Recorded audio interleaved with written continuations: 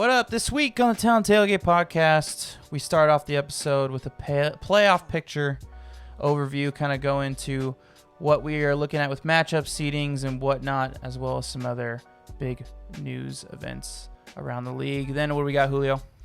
Well, guess what, Chris? Your Oakland Athletics are the champs of the AL West. Woo, that's right, folks. We're going to be talking about the A's winning their division for the first time since 2013, as well as some stuff to be looking forward to with the next few weeks of baseball. But, Chris, we had a little bit of award season with the Emmys, so we decided to do our own thing. And what are we calling it, Chris? That's right. It's the regular season awards. It's just that time of year because the playoffs are around the corner. We're calling it the Azies. No surprise. Ayo. We couldn't think of a better name, so that's what we got. And then that's it. We don't really recap much of the coming week because there isn't much of a coming week. But we do have a big announcement at the end, so make sure you stay tuned and listen to that announcement. So let's hop into the episode. It's tailgate time, Julio. Let's do it.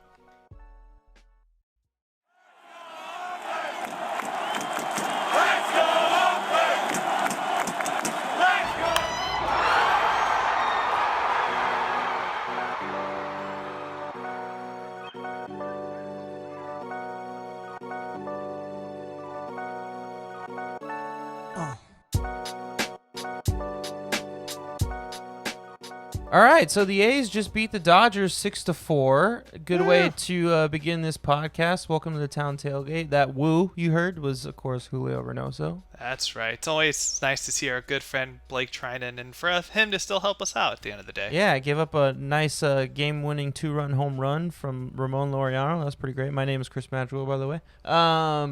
Yeah, I mean, last night was a little bit disappointing because of the 7-2 loss, especially on national TV. We're gonna get into that, the ESPN broadcast, a little bit later, but today was a lot more satisfying, and it looked like a lot more competitive and fun team to watch. But I guess we'll save that for A's news, right, Julio? Exactly. There's gonna be some stuff about that game specifically that we're gonna be unloading. Yeah. But Chris, we're less than a week away from the start of the MLB playoffs. I know. I'm We so got excited. A lot to talk about. I'm that so picture. excited. The best time. I can't remember if we talked about this on or off air. Yeah. We're both agreeing that like October is the best time of the year. Yeah. Playoff baseball. You got the fall weather. I personally love Halloween, so I think it's dope. Football's in full swing. Then now we got. You like to dress up and just not be yourself for the day? Is that why, Julio? Are you upset with who you are as a person? I'm just kidding. You're not my therapist. But hey, and Whitney and I always kill it on Halloween costumes, but still. That's cool. And we get NBA Finals and the Stanley Cup in October, so a lot of cool stuff. Yeah, this year around, we instead of a boring, like not really important regular season basketball going on, we actually get the NBA Finals. So this is pretty cool. On top of football, football, we are both Raider fans. As a Raider fan this year, football is actually fun to watch because the Raiders are actually good. Yeah. But let's hop into news around the league. So obviously with the postseason starting on Tuesday, the last round of games. We have 4 days left of regular season games. A lot of teams are between 3 and 4 games left in their regular season. A lot of teams are starting to clinch. So in the American League, the Rays clinched the division yesterday. The Yankees, White Sox, Twins, and Indians clinched a playoff spot. And the Blue Jays and the Angels are in the hunt. That's a misprint. Technically.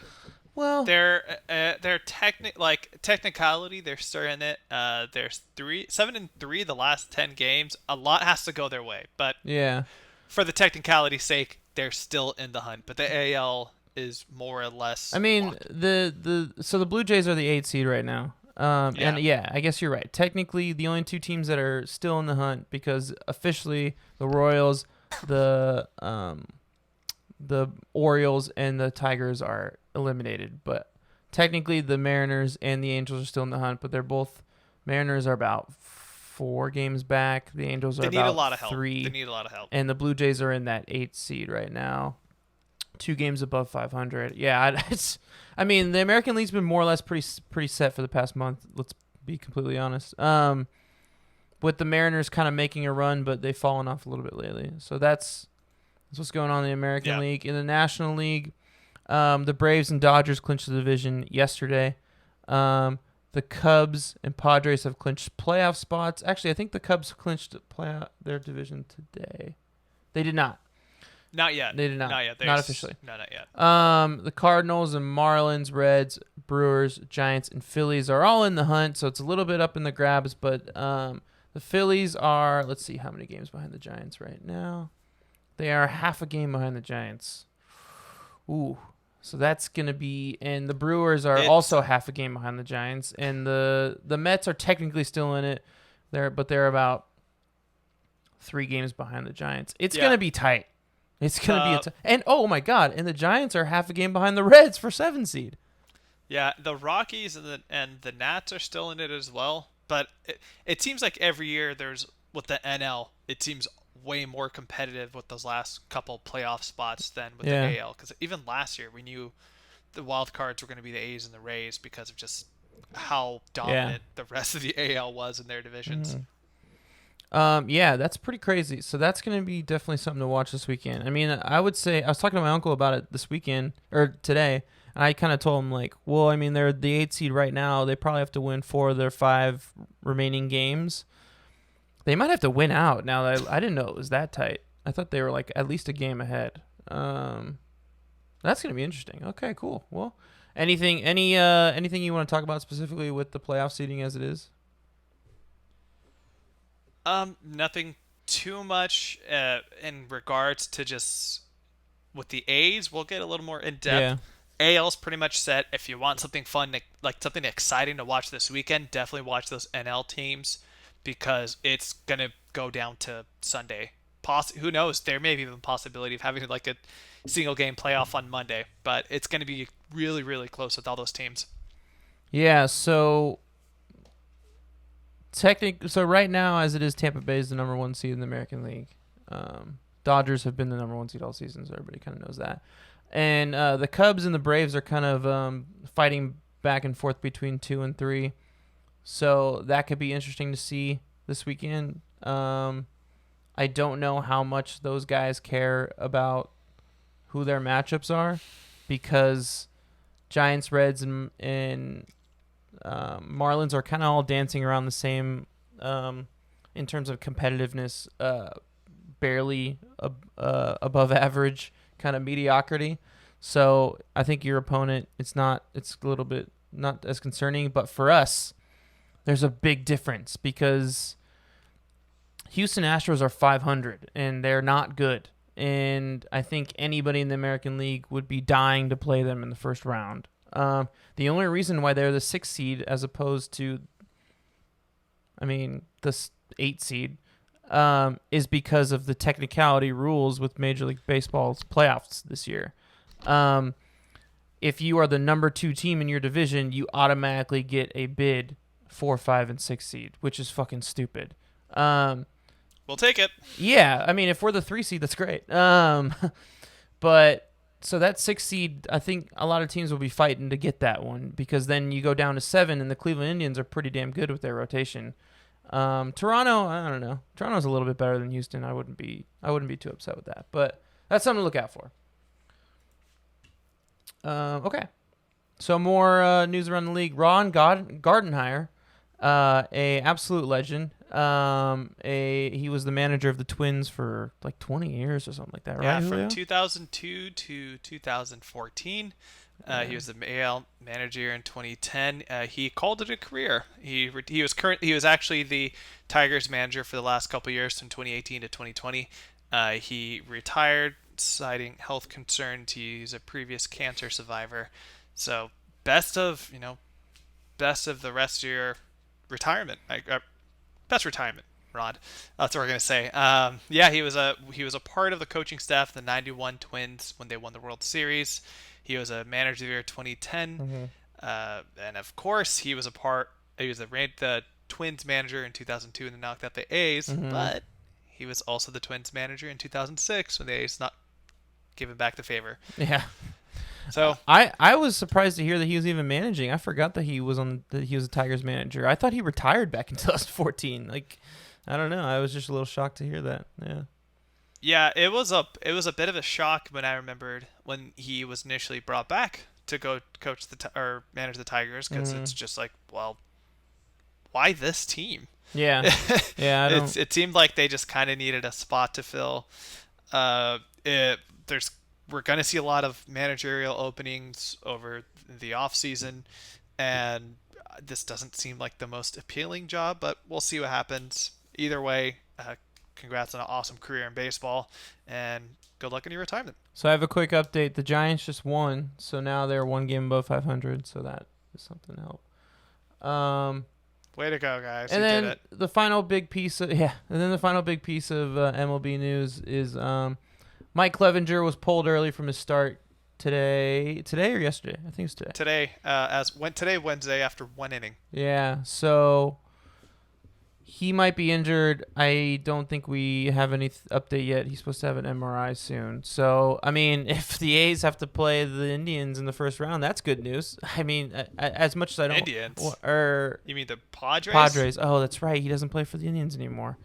He's not our problem anymore. Yeah. That's tough for them, though. Yeah, it's a tough break, especially when you traded so much for him. He actually was...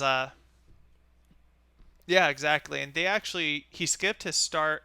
His first scheduled start, I believe it was Saturday. He had some tightness in his arm, and it was kind of a precautionary thing. And then it happened again today. They're saying it has arm tightness again, something to do with the bicep. He's going to get an MRA.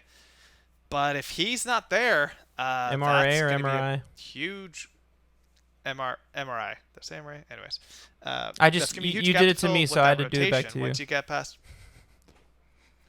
Yeah.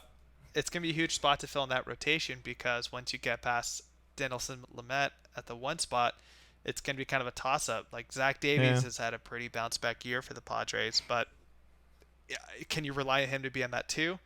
And then the three spot, it's going to get really weird because Chris Paddock's been all over the place. Garrett Richards is not really the guy. It's going to be vulnerable, but if there's any team that could kind of be okay with this, it's the Padres, because of how stacked their lineup is, and they can still outscore majority of the teams in the NL. I mean, I would be worried, man. I mean, if let's say they're going to the NLCS and they're going up against the Dodgers, actually they wouldn't. They would play in the second round. NLDS, and they're going up against the Dodgers, which have like a rotation of Kershaw, May, Urias, and maybe what's his face is back. Bueller's back. Walker Buehler, if his blisters. I mean, fuck. Like, I would be concerned. I don't care how much fucking like slugger power you got in your lineup. Like, you still have to keep runs off the board. And yeah. Yeah, but this is going to be the weirdest playoffs ever, because you're going to be at a neutral site. You're going to be in Texas. Yeah, but still. So it's not like they're going to be playing at Dodger Stadium or Petco where somebody gets the advantage. So yeah, we'll see. But that was the news for the MLB. Now it's time to talk about some Oakland A's news. And Chris, guess what? What is that? The Oakland A's, for the first time since 2013, have clinched their division. They have done that. They have done it. We don't have to deal with the one-game playoff bullshit anymore. Oh, wait. Everybody gets to play in a series this season. I mean, yeah. Yeah, but cool. It's like I said on Twitter, man. The Astros aren't winning it. They're not winning the division. The reign of evil is over. They're done. The evil empire. Get them out of here. The evil empire has fallen.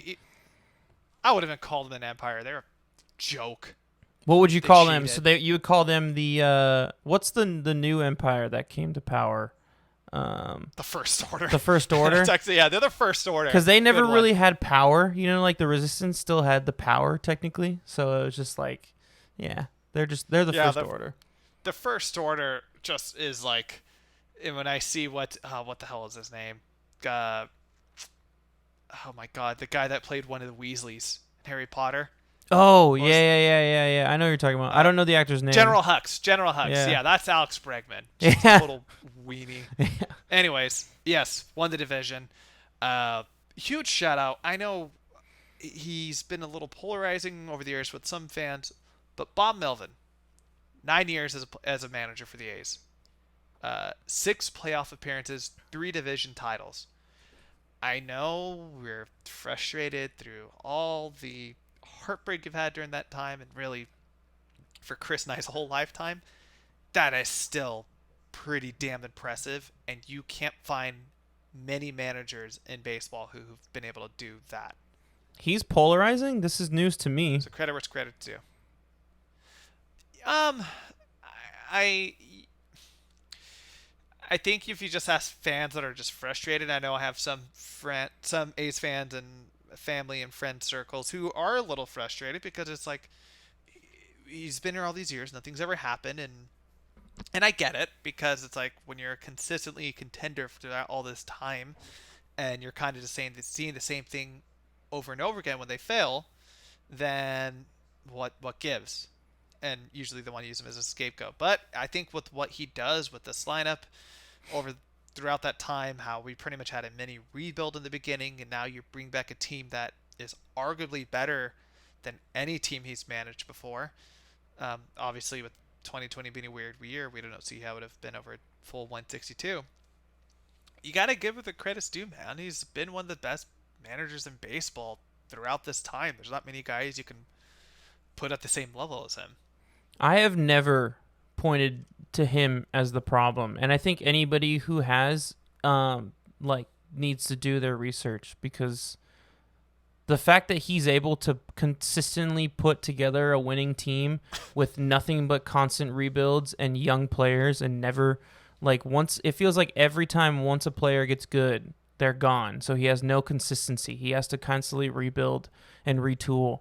So if anyone's blaming, if anyone's blaming him for the lack of success in the postseason, then you're just fucking dumb. And you just go learn, just go research. It's that easy.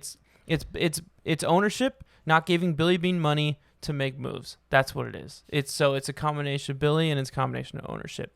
That's the reason why. When you get into when you get into the playoffs, you have to have veteran leadership. You have to have been there to be able to handle the moment and to be able to deal with it. So and to be able to step up in big moments. And we have never had that. We've always had a young team. Always. So to me, that's where the lack of success has come from. It's that simple. It's really that simple. Yeah. Now, do you think you're a little biased because you're a Cal guy? No. I didn't even know that he I didn't even know that he went to Cal until 2 years into him managing, to be honest with you. Dude, that's one of the biggest things about him. Oh, he's always bringing in different Cal guys because he's from Cal. I mean, okay, so there's only two. There's Mark Canna and there's Marcus Semien. And I feel like there's somebody else. Did Grant Holmes go to Cal? I could be wrong. I don't think so. Grant Holmes or Caprillion, one of those two guys went to Cal. I wouldn't necessarily say that, but I just like him. I like what he does, and I like how he handles things and the way he, just the way he has put together these teams and the way he's utilized. He was one of the first managers that really started utilizing the bullpen and being very strategic with it. I feel like he was one of the guys who kind of changed that entire what's the word I'm looking for, era of baseball, which I think that era is kind of more or less starting to fade out a little bit. But after the Nats won the World Series last year with starting pitching, but still, anyway, I don't want to get too far into it, but it's just, anyways, they can fuck off. He's great. Go ahead.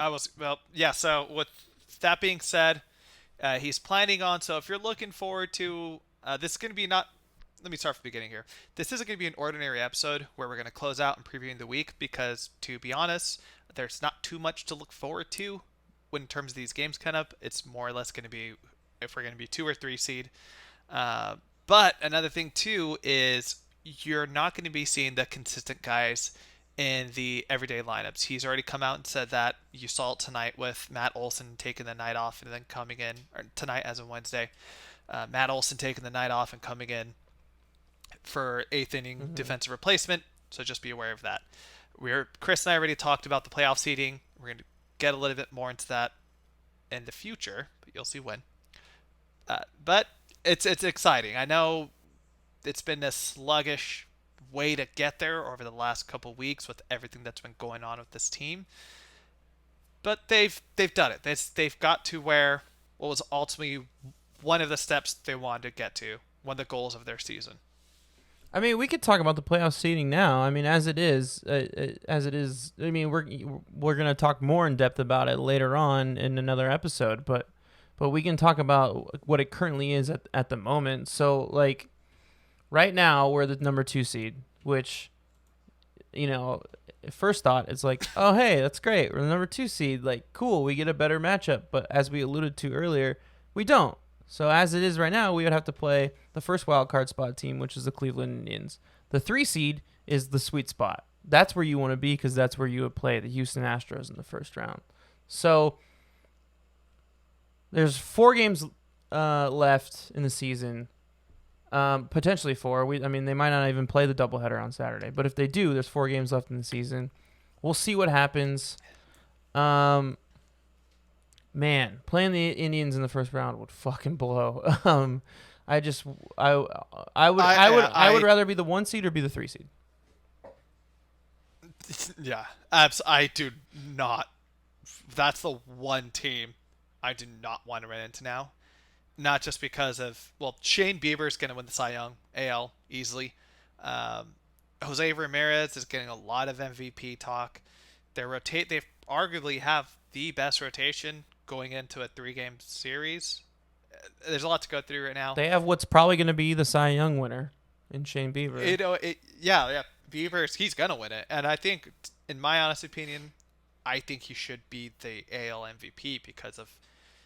shout out to Mason Livingston real quick, actually, because in one of our baseball chats we're in, he has him on his fantasy team. The least amount of strikeouts he's had in a game all season has been 8. Wow. 8 strikeouts. So he has been the best pitcher in all of baseball throughout this whole season. And when you have to win 2 games, and one of those games is going to be against that guy, it's a little terrifying. Yeah. Again, we're going to try not to get premature into this. We'll talk a little bit more later, but just got to keep this in mind. But besides A's playoffs news, very exciting stuff. Very happy. We're probably going to have to get some gear at some point. Mm-hmm. We had a roster move, and it was with Daniel Mengden. If you guys remember a few weeks back. I mean, we kind of had a roster move, technically, but not really. Yeah, a roster move to the basement, I guess. I don't know. Yeah. If you guys remember a few weeks back, I said my essential tool was the A's bullpen, yada, yada, yada. Well, looks like Danny Mengden was an odd man out. After clearing COVID protocols, he was DFA'd. Nobody picked him up, and he's back to AAA. So there he is. We're probably not going to see him in an A's uniform again. No, yeah, probably not. Yeah, but Fossey and Korak brought up a pretty good point the other night. Liam Hendricks was DFA'd, and nobody picked him up. Yeah. And look what happened. But Daniel Mengden also kind of sucks as a person. We're not going to get too far into it. But if you just go look at his Twitter accounts and the stuff he likes, you'll figure it out. And not next thing, not to get too political, that's just the personal opinions of the host of this podcast. You have every right to believe. This is the opinion of Julio Reynoso, not the town tailgate. Yeah, you have every right to believe in whatever you want to, and we do not discriminate against you. We want that to be known right now. Exactly. More exciting news. This was a very polarizing week again for Chris and I when it comes to ESPN broadcasting. Monday night, the Raiders were on Monday Night Football, opening their brand new stadium in Las Vegas. Awesome game, awesome stadium. Really made a lot of people talk. And then the night after, the A's were on ESPN against the Dodgers and got their ass kicked. But then talk about that. But then today they did really well against the Dodgers on MLB Network. Yes, not as big of an audience, but still on national television. Yes, but that was also the Dodgers broadcast. Yes. Yeah, we're here to talk about how bad ESPN was broadcasting. They brought out, dude. So they brought out more or less the B squad, except for Boog. Boog. I mean, actually, yeah, Boog is the B squad. What am I talking about? Because the A squad would have been. I mean, okay. So let's just. Can I just break this down before we go into it? Can I just break this down into like tiers? So the A squad for ESPN broadcasting, as they see it, is because this is the Sunday Night Baseball crew: Matt Vasgersian, A-Rod, and Jessica Mendoza.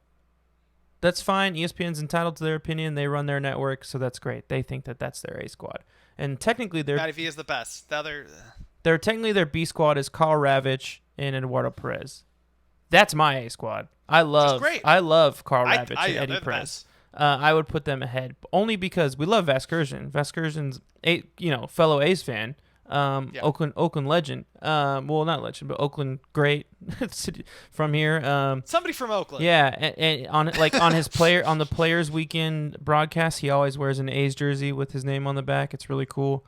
But A-Rod is terrible. I'm not a fan personally of Jessica Mendoza. Say what you will about her. Which is kind of disparaging with A-Rod because A-Rod is so good in studio. Yeah, he's great in studio. When he was doing the TBS in studio, when it was him, Frank Thomas, and Pete Rose, Fox, that was lights out. Like, that was on Fox, or was it Fox? Yeah, sorry. They were so good. I'm like, this is something that baseball's needed for so long, and guess what? It got abandoned. But it sucks because like we're both like we were texting about it. We both love Boog. Boog's awesome. And honestly, Boog has kept us in the early days of quarantine back in May and June when we were just religiously watching Korean baseball. Yeah. Boog was our guy because he knew everything about it. So it was so disappointing when we have Boog, all-time great, one of my favorite players growing up, Chipper Jones, as well as you have to remind me who the third pitcher was. I forgot who it was. It's some old dude. I forgot who it was too. Sorry. I'll look it up in a second.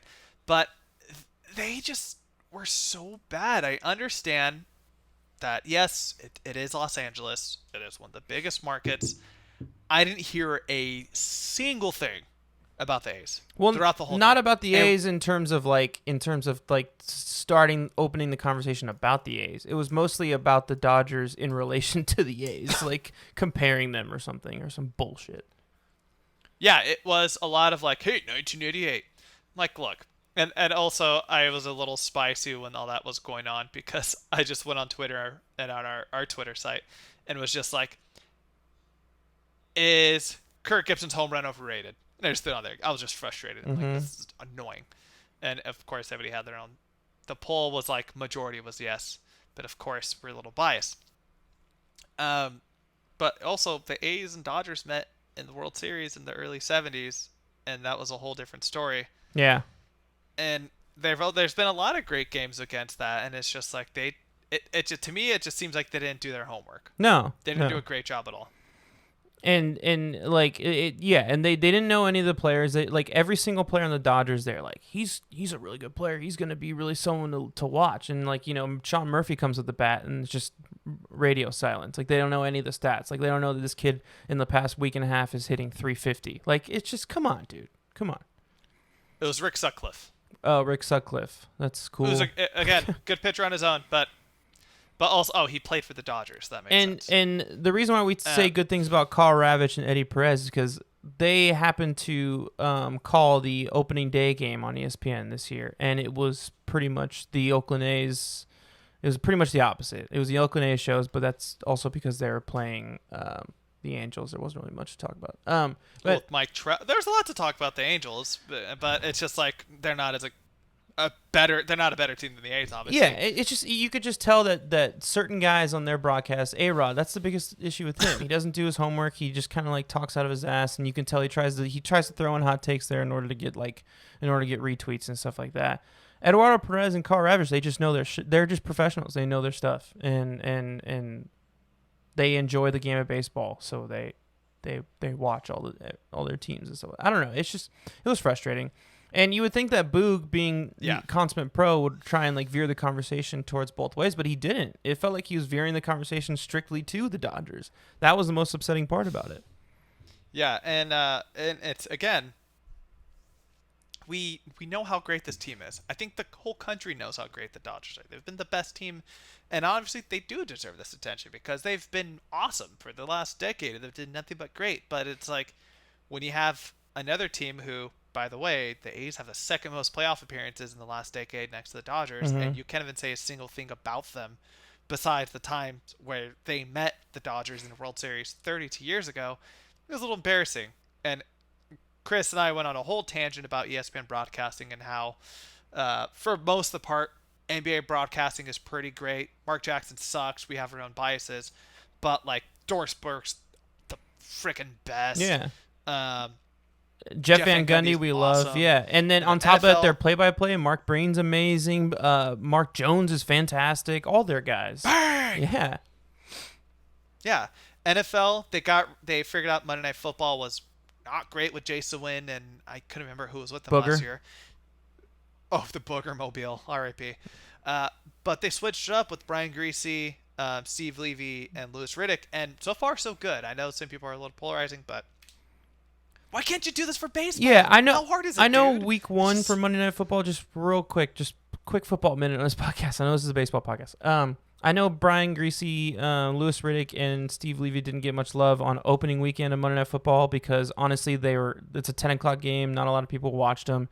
And Chris Fowler and Kirk Herbstreit did the first game, so obviously they're going to get a lot more praise. Those guys are pros. They've had chemistry for 20 years, so of course they're great. Yeah. But I was really impressed this week at the Raider game with those three guys, so I'm looking forward to that. Absolutely. All right, let's move on though. That's the football minute. It's our tangent. Yeah. Our tangent. But we're gonna celebrate. We're gonna have an little you got a cool little stat in here, Julio. You wanna tell the audience? Hell yeah, man. Today, August 23rd. September. Is actually September the 23rd. 9th anniversary. Crap. Quarantine. September 23rd. Today, September 23rd, is the 9th anniversary of a movie that is near and dear to our hearts, to Oakland A's fans' hearts, and one of the best baseball movies ever, Moneyball. We don't want to get too far into it, but we're going to say our favorite quotes. Chris, throw me your favorite Moneyball quote right here. Dude, that is so I've hard. had this in the show notes. You come on. No, I know, but I mean, you added it last minute. To be fair, Okay. There's so many. I mean, I don't want to take the obvious one, which is one that I quote regularly. It's hard not to be romantic about baseball. Aaron Zorkin, man. Aaron Zorkin. Yeah, dude. But there is another one that I deeply loved, and I think it's a little bit underrated. It's when he's meeting with the owner of the Red Sox, and the owner of Red Sox says, or he says, fuck. What does Billy say to him? He says, I can't remember. You say yours, and I'll think about it. Well, while you go. Oh shit. Okay. Because what Billy says to him is important to set up the quote. That's why. I'm going at 3. Okay. They're super quick. Cool. He's a picking machine. Oh, it's a good one. That was a quote in the book. That quote got famous from the book, so they had to put it in the movie. That was like the big story behind that. Like Billy actually did that at spring training. First base is easy to play. Tell him, Wash. It's incredibly high. Yeah, that's a good one. And 3, dead silence. Billy B in the locker room. That's what losing sounds like.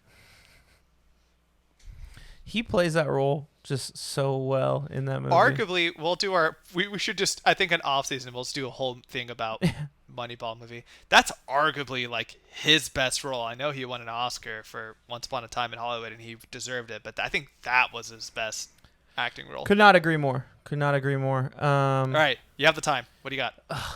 So I can't remember what he says, but his response to him. You've had the time where you could have Googled it. while I was talking? Because I was trying to be a good converser and like listen to what you're saying and react. Okay. Well, another one that's good, that's not the one I was thinking of, is when you get the answer you're looking for, you hang up,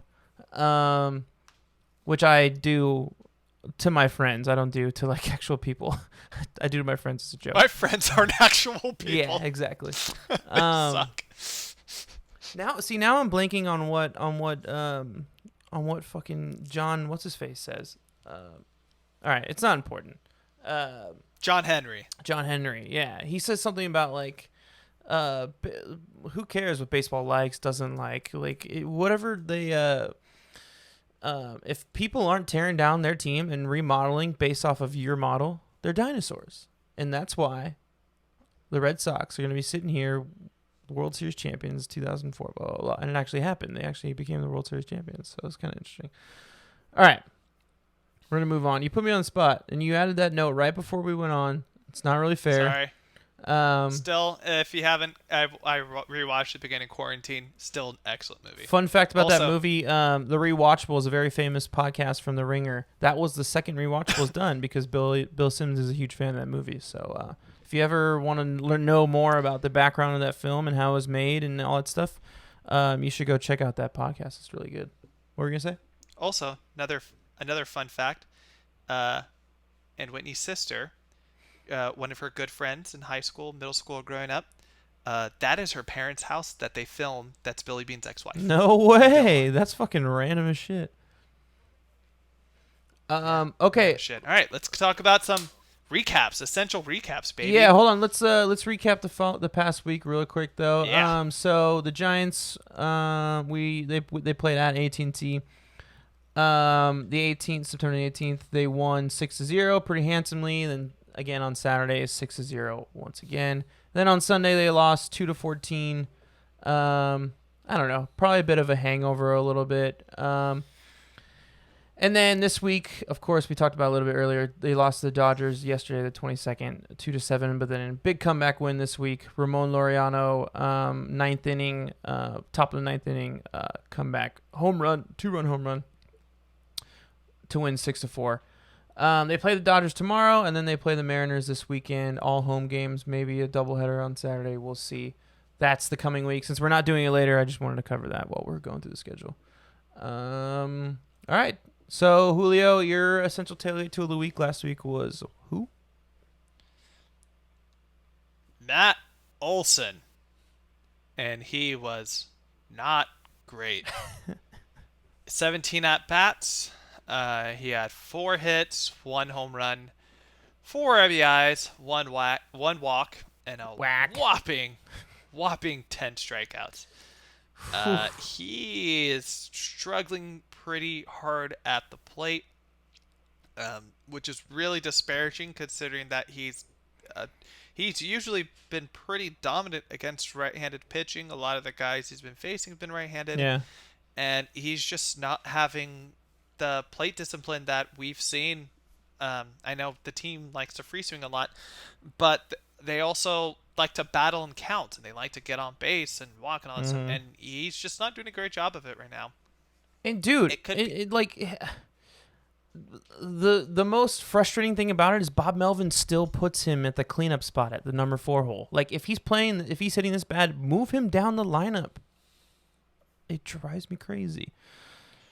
Actually, I'm sorry, I didn't update this. He also had an at-bat tonight in the ninth inning against Blank Trident. He had 18 at-bats and 11 strikeouts. Sorry. And that's something that we didn't really get a chance to talk about was during the MLB network broadcast, the Dodgers were the ones who were calling it, and they had mentioned how, the A's have been 11-11 in the last 22 games. Well, what they didn't say was they've played 20 games in 20 days with 3 doubleheaders, not to mention the terrible AQI that was going on in Oakland as well as Seattle, and they've only had 2 days off. So it could be just they're kind of spent right now. So and in that time we've had a shit ton of injuries, so I think that's a sign right there. Exactly. So again, this series with Seattle, don't be surprised if we're going to be seeing Machine and Kemp and Haim kind of taking the whole series. Yeah. Maybe we'll see Pinder back by then. I know his injury's kind of That would be up, and nice. that it'd be nice just to kind of get him some more reps before He takes the over postseason. their base. Yeah, but yeah, Matt, not great. How about you, Chris? So mine was Sean Murphy.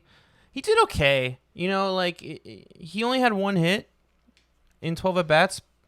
He struck out 4 times, but he had 4 walks too. So it's like there's more good than bad there. He wasn't as like stunning as he was the week before. I mean, we brought that stat up last week. The past 7 days hit 350 with like 2 home runs or something like that, and he was killing it. But he's good as long as he's not down, he's not declining at this time. Like we're good. He'll get some rest. Jonah Heim's probably gonna get some more playing time, like you said, this week. He caught today, but at the same time, Jonah Heim has caught all of Manaea's starts since Manaea like made his huge comeback this season. I think that's a big part of it. So I would just throw that out there to the listeners. In the playoffs, when Manaea has to start, we'll probably see Jonah Heim start that game. They clearly have some chemistry. But yeah, I mean, I guess he didn't do technically what I had said he needed to do, but he also didn't hurt the team. He didn't hurt the team, which is important. I mean, yeah, and and also he's kind of having the burden of now that he's with Austin Allen getting sent down, he's the man. Yeah. He is more or less going to be the everyday catcher. Mm. He's shown what he can do.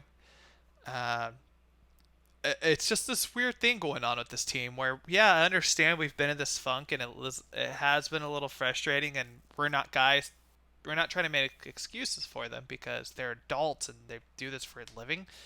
But you got to be aware that there's probably been so much going on with how much they've had to play, with how bad the air quality is and all this. And on top of the COVID stuff, it's a little stressful. Yeah, and I did want to bring up one thing that me and you texted about in the Bassett start. So it was towards the end of his start. I think it was like the 7th inning.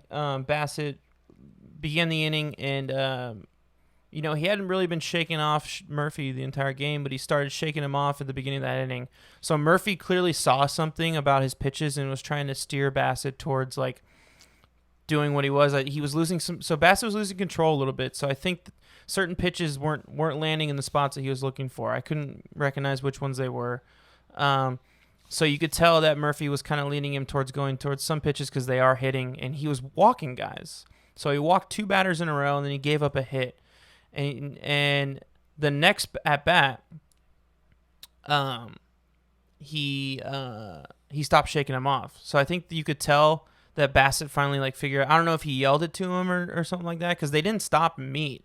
So I don't know what it was, but you could tell that somehow Bassett figured it out that, okay, certain pitches aren't landing. That's why he's giving me these signs first. And he started doing it, and then he gets 1, 2, 3. He gets 3 outs in a row. Like they just go down easily. So I thought that was a little weird, because I remember while it was happening, I texted you. I'm like, hey, what's going on with this? Do you think like they're just is this the reason why Jonah Heim is catching for Manaea? Like, is he just not getting chemistry? Is he not? Are they not on the same page? And then instantly it just changed like that. I think it was just something about. It's probably just ego from Bassett. That's really probably what it was. Yeah, and that's something that's great to see that their rotation, the pitchers overall are starting to have that confidence in Murphy as a rookie, because when we get into the postseason, if you just look at the track record of every team that's won a World Series over the last decade or so, even if they're not the Buster Posies, the Yadier Molinas, where their bat's going to come and help them as well, they're still freaking command the games. Yeah. And if you have the confidence in your rookie catcher to still do that, that's excellent. So it sucks he has one great offensive week, but I think we have the trust in him that he can still steer the rotation. All right, Julio, so it's time for Player of the Week. Who is your Player of the Week? You already said his name. And I did, huh? I was I was going to go somebody else, and I think you're going to take that somebody else. But I finally came around to it. I can't believe it took me this long. Chris Bassett was lights out against the Giants. He pitched 6 and 2/3 innings, 3 hits, 7 strikeout, 3 walks, no earned runs. It sounds like he's probably going to be the game 2 starter from the way things are going to be lining up, because he's going to be pitching Friday against Seattle. But to me, he should be pitching game 1. I think he deserves it. He's been the best pitcher throughout the whole season. And Chris, as much as I hate to say it, because you're so goddamn stubborn at times, but you were right. Dude, I call him like I see him. I want to see if Mason agrees with me on this. If that Chris Bassett has been really, and even Susan Slusser the other day, the GOAT, was saying like he's been a freaking revelation this year. He's been the best pitcher. So it's funny you say that about Mason, because I happened to text him this past weekend about this. Okay. Throwing it in his face. So what I said was, hold on, let me find it. No, I can't find it. Anyway, so I couldn't find it. But I texted him like kind of talking shit about it. And he still basically was very stubborn to his point. And he said that Chris Bassett, though he has played well and he's happy for him, he's still not the guy that he wants to go into a playoff series with. So, whatever, Mason. If you're going to be stubborn like that, then it is what it is. Anyway, great pick. Love it. I don't know if I want him to start the first game. I think Luzardo is our best pitcher. So like he's the guy, though he is a rookie, he is the kind of the guy I would trust in that game 1. Game 2, definitely. Game 3, probably Manaea.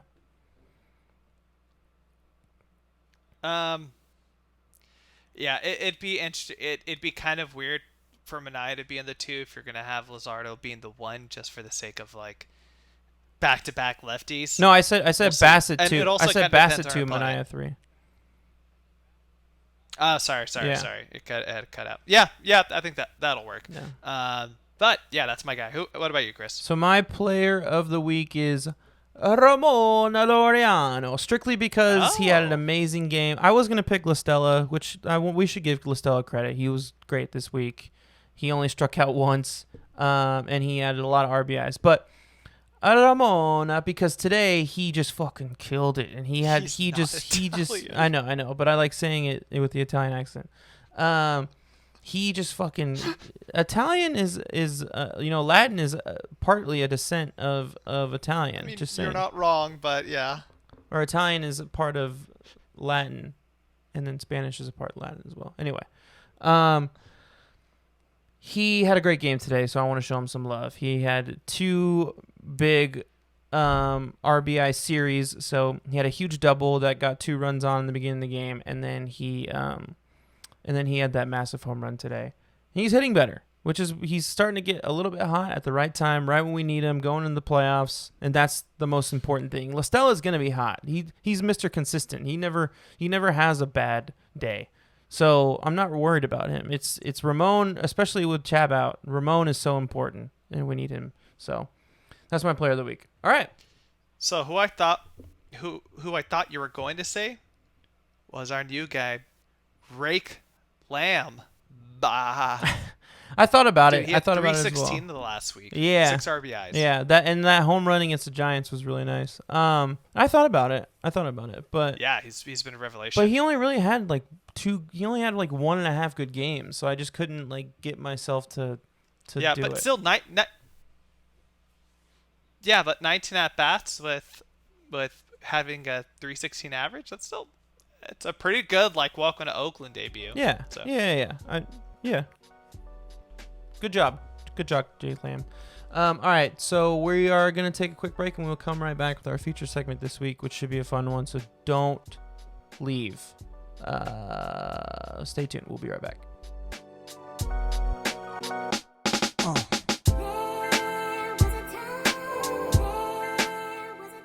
All right, everybody. Second half of the podcast. This week's segment should be a lot of fun.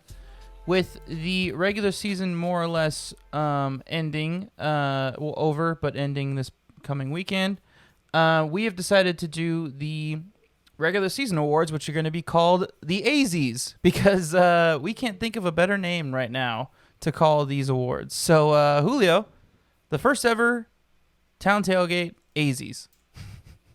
Exactly. It was a little of an inspiration. We had the Emmys this past week, which shout out to the best show on TV, Succession. If you're not watching Succession, get on it. Wait, do you watch Succession? I don't know if we ever talked about this. How dare you? Of course I watch Succession. Bore on the floor. Did you also did you Fantastic hear that? show. Yeah. Did you? I heard that Schitt's Creek actually went home with a bunch of awards too. Yeah, Schitt's Creek swept, and honestly, that show's fantastic too. So, again, both excellent shows, and also The Watchmen won a bunch. If you haven't watched, all three of those shows are great. If you didn't watch those in quarantine, then now is the time to do it. Now that it's got all the awards. Okay, cool. So the first award, again, all these awards, they're gonna be named after former Oakland A's players. So we'll explain all that stuff.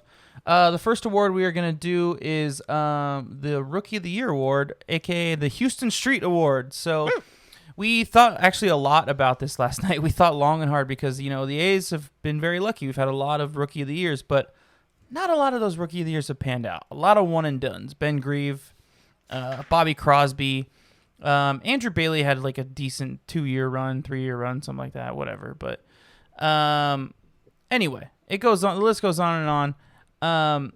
Obviously, Mark McGwire, Jose Canseco, but their name's going to come up later.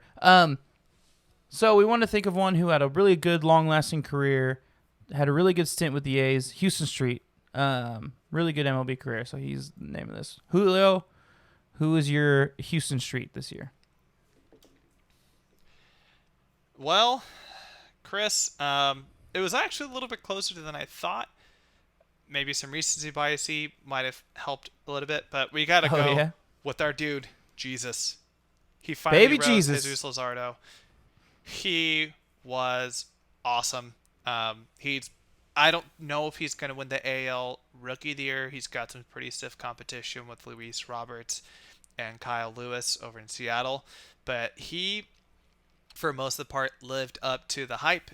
He pitched in 11 games. He started 9. He had a 3-2 record, 3.86 ERA, as well as a whopping 9.5 strikeouts per 9 innings, 14 walks, and 59 strikeouts. This is just the glimpse of the future with him.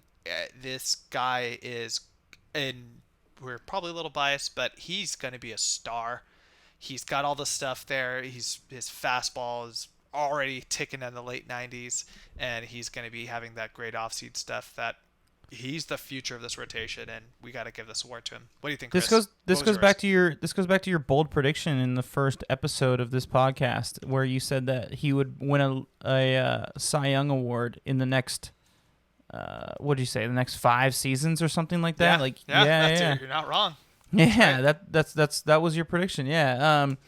No, he was mine too. For all the reasons that you said. I mean, the fact that we're talking about him to be the ace of a staff going into a playoff series and in his rookie season, we all kind of expected him to be the ace in the future. We didn't think he'd quite get here yet. We thought maybe like 1 year of one or 2 years of like Mania or Friars would lead to staff, but he has just jumped in there. He's so fucking good. Or Montaz too. And it's been great to watch. I'm very happy with it. He was mine too, but I mean, we'll give Murphy some love. He's been good. He had a very slow start, reasonably so. Still kind of getting used to this team and pitching staff and whatnot, but he's come guns blazing in the second half. I hope he consistently keeps doing it, and I hope that the other catchers around him, stay performing as well to give him some relief every once in a while. Absolutely. Sean has everything there where he has the tools to be the franchise catcher. He has been lights out with calling games. He's been a great hitter. He has everything there. It's time to let him flourish. And it was really close. I really wanted to pick him too, just because of how hot he's been. But Jesus to us, at least to me, has really looked like the guy we were expecting. Yeah. All right, so the next award is going to be the Bash Brothers Award. This is for the best slugger of the season. So again, like I said, they're going to come back up later in the awards. All right, Julio, who's your Bash brother? It was a little tricky, because in the microscope he hasn't had a great year, but if you looked at him overall, he's still delivered with that power, and it's Matt Olson. He's had 14 home runs, 42 RBIs. The 193 batting average is, again, a little spooky, but talking with one of my good friends, Patrick Ryan, shout out. He's a great, huge A's fan. We'll get him on here at some point. He's very analytical with this stuff. The point he was trying to make to me was like, this is such a microcosm of a season that we know that he's not a below 200 hitter. In the same way that, like, even as much of a cheater Jose Altuve is, even before the cheating, we knew he was a pretty high average hitter. We can't really hate on him for it. But his power is still there. He has ranked amongst some of the best power hitters in the AL with the home runs and the RBIs. And he's still shown it. And it's been a tough season without the last few weeks not having Matt Chapman around. But he still played his part when you needed him to hit those clutch bombs. He has done it for us. What about you, Chris? Yeah, so mine, I had a feeling that the first couple of these were going to be very similar. Mine is also Matt Olson. It's just because of the 14 home runs. Like, so this award is literally called the Slugger Award. So it's like you have to give it to the guy who hits the most home runs in the team. It's between him and Matt Chapman. So, which is pretty insane too. To think about. Yeah, with how bad, like, kind of down years they've had. And, you know, you look at the other guys and you think, like, okay, maybe I'll give it to, like, the best average hitter. Not a lot of good average hitters on this team, at least not that have played for the team the entire season. Like, Listella's our best average hitter. He came in halfway through. So, yeah, for me, it was Matt Olson for all the same reasons. It sucks his average is down, but he still hits bombs. He still hits him out of the park. He's still a presence in the lineup, which is probably the reason why Bob Melvin keeps hitting him, number 4.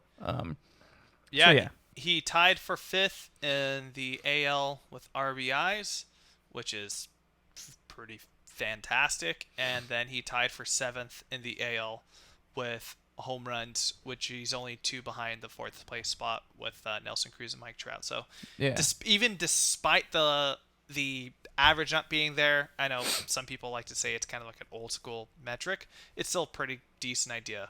He still lived up to it. Yeah. All right, next up, we got the Catfish Award, named after the Hall of Famer, one of the best pitchers ever, the best Oakland A starter pitcher ever, Jim Catfish Hunter. This award goes to the best pitcher of the season. We'll see how we're going to go with this one. Chris, go ahead and lead it off with this. Liam Hendricks. He's been the best closer in baseball all season. He has been just absolutely fucking domination. Every time he goes out on the mound, I just know that we're going to win. I know we're not going to lose. He's just so fucking good. It's highly likely he won't be on the team next year, so we got to get as much out of him as we can. It's Liam Hendricks. It's not even close to me. So here's the thing. I'll talk a little bit later about Liam, but I'm going Chris Bassett. Ooh, I like it. I'm going Chris Bassett. I'll explain why later with the Liam stuff. 10 games pitched, 5-2 record, 2.75 or 2.57 ERA, 49 strikeouts, 17 walks. He's got 7.9 strikeouts per 9 innings. I'll be honest, if you would have told either of us in beginning of July or June, that Chris Bassett would kind of be our ace, we'd be pretty shocked. So yeah, he's really lived up to it. I know pretty early in the season Mason and I weren't on board with the Bassett train, but after this last start, he's really showed like this. He's been the best pitcher this season, and I think he deserves the recognition as that, at least from my end. And Chris Bassett, you are my Catfish winner of Seabass.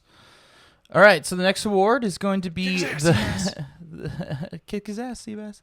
This is a very funny award. So the next award is the Matt Holliday Award for the most disappointing player of the season. As most of you know, big blockbuster trade that Billy Beane made back in 2008 for Matt Holliday, and he was fucking awful. He was a huge disappointment, and we traded him to the Cardinals. Kind of worked out. Rockies for the Rockies. Traded him to the Cardinals, though. Or to the Cardinals, yeah, I'm sorry. Yeah. And it kind of worked out. We got Carlos Gonzalez, I think, out of that or something like that. Anyway, doesn't matter. Yeah. Who's your most disappointing player, Julio? It's not. This one's tricky. Not necessarily disappointing statistically wise, but like what we could have been. And as I hate to say it, AJ Puck.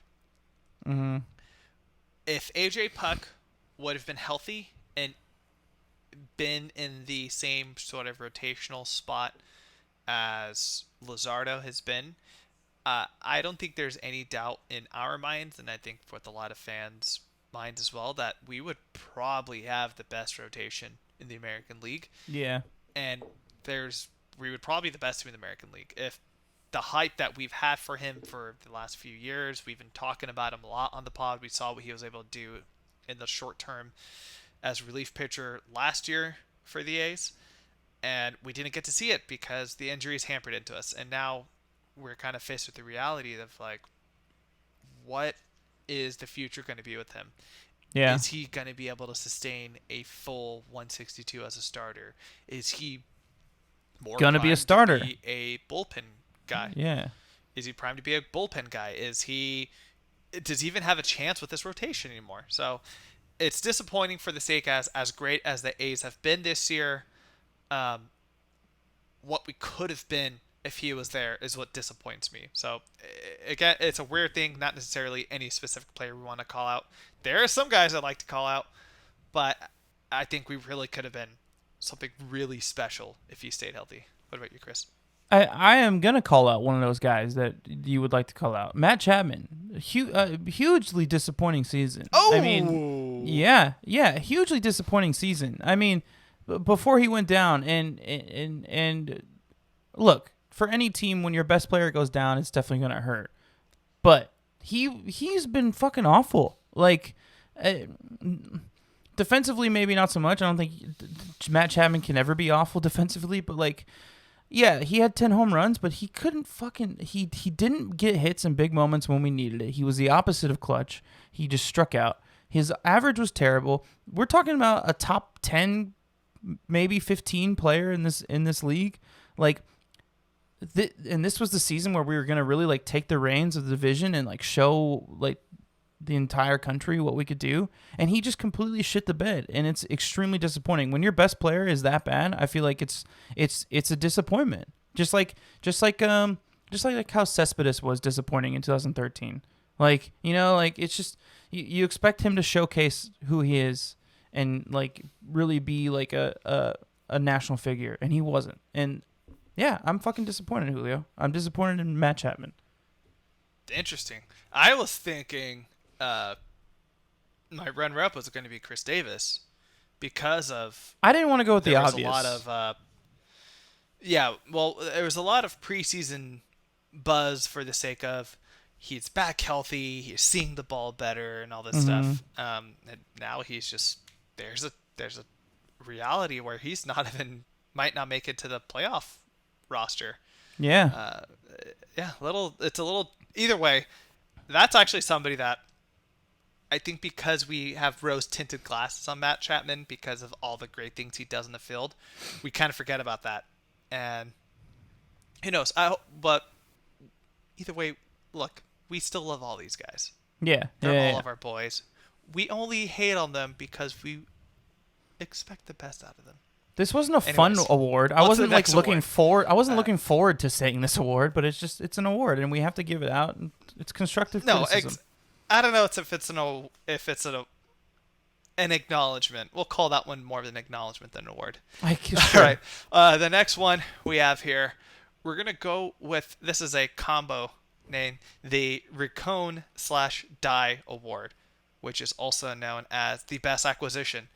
Which player throughout the offseason or throughout the season has made the biggest impact on the team, the same way that Ricardo Ricone did because of the Moneyball stuff, as well as Jermaine Dye and how awesome he was those couple years he was with the A's. I think we're going to agree on this one again. Why do you say that? La Stella! So he's not mine. I think for the... Oh, okay. Yeah, I'm going Tommy La Stella. For a minute, I was really considering Tony Kemp just because, again, the versatility. Obviously, we didn't expect much of him hitting wise, but being able to have a consistent second baseman who can at least get the job done was something that the A's really needed in this offseason, and he filled that spot pretty well for the time he was there, and he added the luxury of being able to swipe some bases for the A's, which is something that's been kind of underrated with the team, that they're actually been a pretty decent stealing base team, which is something we haven't had in ages. But Tommy La Stella, man, through 21 games as an Oakland A, he's hitting 282. He's batting. He has an OP on base percentage of 360, 11 RBI, 6 extra base hits, and he struck out 2 times. He struck out tonight, and that was only the second time he has done it. He has been, as much as losing Matt Chapman is hurt the team, him sliding in and being able to be dependable at the top of the lineup, hitting in the 1-2 spot or 3 spot at times, it really has gave Bo Mel the flexibility of work with what works best in your kind of lineup kind of thing. I hope we can find a way to bring him back. He's going to be a free agent in the offseason. Bring him back for at least another year or two. We'll see what happens, but he has been great. I hope that he's going to be a big role in the next month or so. And that was my guy for the award. What about you, Chris? I think there's a world in where we could sign him to like a 3-year, like $8 million a year deal. Like I think that's a reasonable like contract for him that he would maybe be willing to take. So I think there's definitely a possibility. So like a 3-year, like $24 million deal. I think that's I think my math's right. Yeah, I think that's pretty potentially reasonable. Well, there's always money in the banana stand, so we'll see. All right, so mine was I didn't want to pick La Stella for the obvious reasons. I mean, he was the big trade deadline acquisition, so mine was Tony Kemp for the reasons you said, the versatility. He really stepped up to the plate, especially not having the second base situation figured out because there was no spring training to really like battle it out. But also the cultural impact that he had on both the team and the league, I thought was really important and something that should be like brought up and is understated. What he did for Black Lives Matter and how the team really got behind him and how you could tell that he really got to the organization so much that to this day there is a Black Lives Matter logo on the back of the pitcher's mound. A lot of teams have sold out and sold that to an advertiser, but the A's have chosen not to. And I think a big reason is because Tony Kemp has been so vocal about how much, it means to him being a black person growing up in America. I can imagine why, but he's been great. And I love what he brings to the team and also moving forward in the future, what his versatility brings, with situations at certain positions coming up, especially, some guys potentially leaving, hopefully not Marcus, but potentially Marcus. Piscotty's contract is up in 2 years. Canna's contract is up in 2 years. So things like that. So it's been great. He's been great. All right. So next award. Again, actually 1,000% with Tony Kemp when it comes to what he's done culturally for this, not just the team, but really across baseball. He was actually the A's nominee for the Roberto Clemente Award. Yeah. If you don't know what the Roberto Clemente Award, it is for each team gets to nominate a player who's really been shown extraordinary character, community involvement, philanthropy, positivity contributions on and off the field, like the all-time great one of the best ever, Roberto Clemente. He was the A's nominee. Chris kind of pointed out to it with having the Black Lives Matter still on the pitching mound. His organization, the Effect Plus One Effective, is an initiative. They've raised money for Campaign Zero, which is going towards decreasing police violence. And if you watch a lot of the pregame stuff, not just with the A's, but across baseball, you'll see a lot of the guys that he's played with throughout the years have been wearing the shirt. Even somebody we talk shit on a lot, Alex Bregman, was wearing it.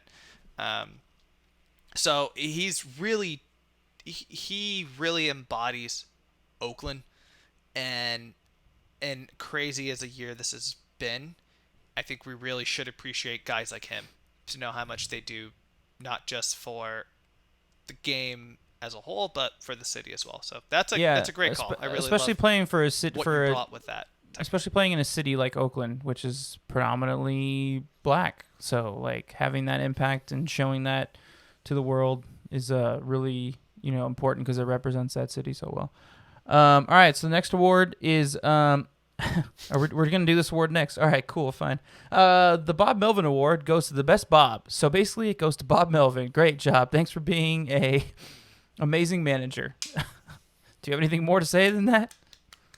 Way to go, Bob. We just wanted to do an award specifically for him. The best Bob, yes. Other nominees were Bobby Kilty. I don't know what he's up to, but he was awesome 06, and I love his hair. Bobby Crosby. Actually, Bobby Crosby, don't be shocked if we see him in the A's dugout within the next 3 years, because he's actually been doing a great job with the minor league squad. So don't be shocked if you see him back in that dugout as a part of the coaching staff. But right now, Bob Melvin's the best Bob. There's no real competition there. That was kind of our joke award, and we thought it was great because he's pretty underrated. Our next award here, though, we got the Coco Crisp Award. We got the Bernie Lean here going. The Coco Crisp Award goes to the most clutch player. We thought Coco because he had some extraordinary walk-offs in the 2012 season, as in the regular season as well as the postseason stuff that's really stuck with our minds to this day and probably will for the rest of our lives. So this award goes to the most clutch players of the season. Chris, who do you got? We might agree on this one. Ramon Laureano. We keep forgetting about all the clutch moments he had in the beginning, the first month of the season. Ever since he got a suspension, he's been a little bit slow, but he showed it again tonight how clutch he can be with his 2-run homer in the top of the ninth. But at the beginning of the season, it was just fucking clutch hit after clutch hit. His timely hitting. That's the name of this award, and that's what he's done. And he also had that huge catch today, the Mookie Betts rob in center field. He's my clutch player. Who's yours? I'm going with my dude representing Pleasanton, California, from the East Bay, Stephen Piscotty. It's a good one. He had two big moments this year that really stood out to me. One, he had the walk-off grand slam against the Texas Rangers. It was a 1-1 game. Huge game. Two, he hit the game-tying, this is one of the best moments of the year. We'll talk about that later. Game-tying grand slam against the Giants when I was ready to turn off the game. I was like, hey, bases are chucked. Let's see if he does it again. And he did it again. I'll talk about him a little bit more later. But he is somebody that don't be shocked if in this wild card round he's going to play a big clutch role, because that guy has it in him, man. After seeing those two games and those two moments, where how many guys have we seen just hit a little dribble to short or hit a little pop out to left, and he hit two bombs? How many guys can you say this season have hit multiple grand slams besides Stephen Piscotty? It's pretty astonishing. He gets the Coco. Steven, wherever you are, I hope you're hitting. Actually, Steven's pretty close to us somewhere now that he's in LA. I hope you hit a birdie lean for us. Yeah, that was gonna be my second one. That's a really, really good one. I think like he should be hitting in that 3-hole. Like I would love to see him at the top of the lineup. He was hitting. And that's the thing about this lineup. It's so dynamic where you can put mix and match guys all over the lineup when you can hit Murph 2 or 3 or 8. It doesn't matter. Like, they have Yeah. flexibility when they want it to. All right, so the next award is the Frank Thomas award, which is for the comeback player of the year / most improved. So we're gonna leave this one up to a little bit of an interpretation, however which either of us wants to do. If we want to do most improved or comeback, whatever. They mean the same thing, but I don't know. For this particular naming reason, Frank Thomas was more or less out of the league. Struggled his last couple seasons. Looked like he was going to retire. Came back for the A's. Hit 39 home runs. Helped lead them to an ALCS appearance. So yeah, Julio, who's your Frank Thomas? A tangent before I go into it. Frank Thomas is legit one of my favorite Oakland A's ever. And in his Hall of Fame induction ceremony a few years ago, he actually came out and said, he's like, I wouldn't be in the Hall of Fame if it wasn't for that year in Oakland. So That's what's up. Frank, love you, man. You did so much for that team. One of my absolute favorites. But this was a little tough because there's a couple guys I really wanted to acknowledge. But this was somebody that he had been perfect all year up until tonight, and I feel like I jinxed him when I typed his name in, and it's Jake Diekman. Last season, Chris and I, for those of you who don't know, we have like a Google Doc where we kind of type our pre-show notes out, and we usually don't reveal our winners or our player of the week stuff until we record. So on my notes app, I put in Jake Diekman, and I'm like, yeah, I feel good about that. He's given up 0 earned runs, and then he gave up a home run, and I had to change that 0 to a 1. But besides the point, I was somebody who was not a fan of him last year. He was wildly inconsistent. He was all over the place. He was walking a lot of guys. And the season through 18 or 19 games now, elite. He became one of the best relievers in baseball. His fastball is ticking the high 90s. It's funny because I actually brought it up during the Dodgers broadcast. He had been picking up some moves from the pitching ninja. If you don't know who he is Rob Friedman. He is a baseball pitching aficionado, and his Twitter account's dedicated to just insane pitches that are thrown throughout the night. And he had been working with him to work some stuff out, and now Diekman's slider has been awesome. It's been really good. That's stuff. Interesting. I didn't even know that. And That's he's cool. turned himself to. Yeah. Diekman's a pretty big Twitter guy, and I think we've talked about that before. But he's really, really stepped it up. He's somebody that I did not want him on this team to start the season, and to me, he's one of the most reliable guys going forward. So Jake Diekman, I'm sorry I was a dick to you in the past. 1,000%, you have all my confidence in the world. And like I said on Twitter, I'd rather have you give up your earned run now than in the postseason. Chris, what about you? That's a good one. I thought you were gonna pick Lou Trevino, to be honest with you. So that was my initial thought, but yeah. Yeah, there's a couple bullpen guys that I was thinking about. Trevino was one, Soria was another one, but I decided to go with a guy that we just talked about, Stephen Piscotty. He had a rough year last year, nagging injury. Really tried to come back and get kind of get some momentum, but he never could pick it up. And this year, I feel like he was just pretty consistent, clutch. All season long, and that's what we needed out of him, and it's just great to have him back in right field every day. And I thought he had a big year. I mean, we already talked about him. We don't have to talk too much about it, but he's my comeback player of the year. He had a fantastic season after a rough one last season. Okay, cool. So then we'll move on to this is going to be, I think, the funnest award, the What's Happening Here in Oakland Ray Fosse award, which is for the greatest moment of the year. Julio, what was your What's Happening in Oakland Ray Fosse award? I have no idea. Glenn Kuiper. The best moment of the year. There was a lot of really great things I wanted to acknowledge, but I think we got to start it off with what started it all, which was Matt Olson's walk-off grand slam beginning the season. Not necessarily because of the game and what it meant for the rest of the year. The season has been awful, or this year has been awful, and having baseball back is a blessing. Yeah. And to have baseball come back in that fashion, with hearing celebration, with the walk-off against the Angels on national TV, when Chris was already logged off at that point, but we actually had a Zoom call going on, and we're all, because of stupid streaming and people watching cable, all of our reactions were off. It was wonderful, and it was just so relieving to see our guys back on the field again. It almost got, I almost cried, man, because I was just so happy to see baseball happening again. Yeah. And it also kind of set of like the expectations of what the season were, which is like the A's came to play this year. Yeah. And yeah. Yes, there's been some struggles this past month, but they've lived up to that expectation, and it was really kind of was a trendsetter for it. What about you, Chris? So mine is mine's the man chap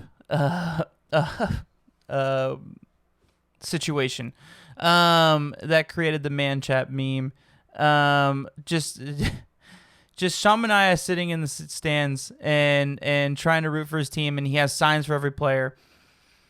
And he realized that he had the wrong sign up for Matt Chapman, and he pulls it up real quick, and he just pulls up man chap, and none of his teammates let him know that the signs are backwards. It's just because it's given such a great and unique and stupid nickname to Matt Chapman on top of that. I just love it. It was just such a great moment. I think it's going to stand for many more years to come with Matt Chapman on the A's, and it's just going to be a funny little nickname. Like, I wouldn't be surprised if next year during Players Weekend, Matt Chapman puts man chap on the back of his jersey. I'd love that. Yeah. And the fact that like the A's Twitter account played into it, and they had like the Machamp Pokemon. Yeah.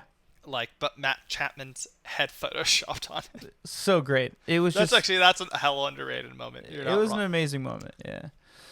All right, so this brings us to our last award, Julio. I think this is pretty obvious for all A's fans. The Ricky Henderson, the MVP award, most valuable player. You may go first. So, with this guy, I mentioned that I didn't want to talk about him earlier, so I'm going to give myself a little drum roll. My MVP of the season is Liam Hendriks. The reason I said not him as the best pitcher, I don't want to give the same guy two awards kind of thing. That's just me being like OCD or whatever. Liam Hendriks started the season against the Angels blowing a save. And that's been it. Since then, throughout the season, he's pitched in 13 games. He has a 1.23 ERA, a .68 WHIP. He's given up 12 hits, 32. He's probably had a couple more strikeouts because the Dodgers game tonight, I didn't account for that yet. And he's saved 14 out of 15 games, including 3 wins. He has been the best closer in baseball. Again, Shane Bieber is going to win the Cy Young, but I think Liam Hendriks has had such a great year. He should be in that top 3 conversation. That even if he's not going to win it, he deserves to be in that talk because he's deserved it. And something I really want to add on top of that is we're big proponents of greatness through leadership. If you do great, then the rest of your team will follow. On top of the great job that Marcus Jensen has been doing with the A's bullpen coach has been doing with that bullpen, you got to say that that bullpen has been doing a great job because of seeing what Liam had been doing all season, where guys who we were really shaky about when it came to Diekman, Soria, and Trevino have came back and have pitched really lights out. JP Wendelken's been pitching great. TJ McFarland's been pitching great. Hell, even Jordan Weems and his giant teeth have come up out of nowhere and have been pitching really well for us. And you got to say, he probably has a little bit of credit to do with that because you know that, like, you pitch well, You're going to give it to that guy in the ninth, and that's game. The odds are he's going to have a lockdown. And the postseason's going to be really tough for the A's. There's going to be a lot of really great teams they have to go through the American League with. But if there's one thing A's fans should feel confident with, is if this game gets to the bullpen, we feel really, really good about it. And that's something we haven't had in a very long time. And a big part of it is because of Liam Hendriks. Chris, what you got? This is pretty funny. We've swapped. So your MVP is my best pitcher, and your best pitcher is my MVP. Really? Yeah. So Whoa. my Ricky is Chris Bassett for all the reasons I've been bragging about for the past few weeks, ever since I made the claim that I think he's a solid number 3 starter going into a playoff series when it looks like he potentially could be the number 1 starter in a playoff series. He's been fantastic. And the reason why he's my MVP, and look, Liam Hendriks, for all the same reason, and I didn't want to pick the same pitcher for MVP. I want to pick someone different too. The reason why he's my MVP is kind of the same reasons why you picked Liam Hendriks. He's been consistent all season long. He has consistently been our best pitcher. Every time he goes out there, you know exactly what you're going to get from him. The offense knows what they're going to get from him, so they can deliver appropriately. He's gone late through games. He's ate up innings. He's just been lights out, man. And like we kind of saw a little bit of this coming last season because he had such a good season last year, but like I didn't think that he would like take this much of a step up. So right now he is 10th in the league in ERA with a 2.57 ERA, sitting behind Lance Lynn, Yu Darvish, Jacob deGrom, sitting above Zach Wheeler, Kenta Maeda, Garrett Cole, Kyle Hendricks, a lot of pitchers with a lot bigger names than him in this league. He has 5 wins, which is 15th. Mike Fiers actually has more wins than him. That's kind of weird. He's the most valuable player. It's simple as that. This one was really easy for me. And it's not, honestly, I'm not even trying to brag. I know a lot of listeners might think I'm being a homer. I'm not. He was that good. It was hard to, I couldn't pick of anyone else. No, it's not a bad pick at all. And this was something the two of us had talked about the other day, which is something that makes the A's rotation kind of special going into a 3-game series is you know what their floor is going to be. Yeah. And with somebody like Chris Bassett, the worst he can do is throughout the season, he's proved it, is like give up 3-4 runs, which is not a bad start considering when the A's offense is on, they can easily back him up on that. It's not a bad fit. No, it's great. It's great. There were some guys who we were so high on Ramon when we started the season. Yeah. And he kind of, after the suspension, he kind of divvied up. I'm sure Tommy Listella was getting a little bit of hype, but these are both really good picks. Confidence, I think, overall throughout the whole season from start to beginning, they've been the guys who we know when they're out there, it's game. So that's going to do it for the AZs this season. We'll try and think of a better name next season. Or not. Hope you guys enjoyed it. I think it's great. I think it's great too. Yeah, fuck it. And I think that's going to do it with this episode as well. We do have one because we're not picking essential tools because there's only 2 games left and we don't have really much of a season special preview. Announcement. But we do have a big announcement. Yeah. So we're going to do a bonus episode this Sunday after baseball has resumed and we know what the playoff seeding is and we know what the schedules are and whatnot. And we're going to do a it's going to be shorter, but it's going to be a bonus episode, but it's going to be of the entire Major League Baseball playoff preview. So we're going to preview all the playoffs, not just the A's. We're going to preview the entire season. So if you're not an A's fan, which if you're listening to this podcast, you are, but if you want to tell your friends how much you love us who aren't A's fans, maybe a Giants fan wants to listen, we're going to break down the entire playoff preview so you guys can kind of know what to look for. Because, again, we got a lot of games coming up, especially on the 30th and the 1st. We got 8 games that day, so it should be a lot of fun. But that's gonna do it, Julio. Time to pack up the gear and head into the game. Go ahead. I was going to say it also Sunday night. It depends on how the Raiders do on Sunday against the Pats, and maybe you'll get a really lively show, or we'll be like pretty meh, depending on how the game went. But we already had our football stuff, talk Chris. for the episode, Julio. You weren't supposed to be doing that. This is baseball season still. I got a Josh Jacobs jersey, and we're about to walk into a playoff game after our playoff tailgate. So get excited and let's sneak in some fireball this time because it's the playoffs. So we're taking shots. There we go. I like that, and that's what Liam Hendricks is going to be throwing. There it is. He's going to be throwing fire. All right. Thank you for listening, everybody. We will see you on Sunday. Don't forget, bonus episode on Sunday. And last but not least, Julio. Let's go, Oakland ALS champs. Woo!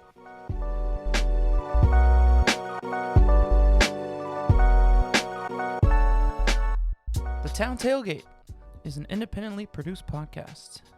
It is written and executive produced by this guy, Chris Madrigal, and my partner in crime, Julio Reynoso. It is sound mixed and edited by yours truly. Social media management and marketing is run by, once again, my partner, Julio Reynoso. And a special thanks and shout out to my brother, Larry Madrigal, for composing and producing our theme song, as well as graphic designing our album cover and artwork. Thank you so much for listening, everybody. Please tune in next week. Please subscribe. And last but not least, as we always say, let's go Oakland.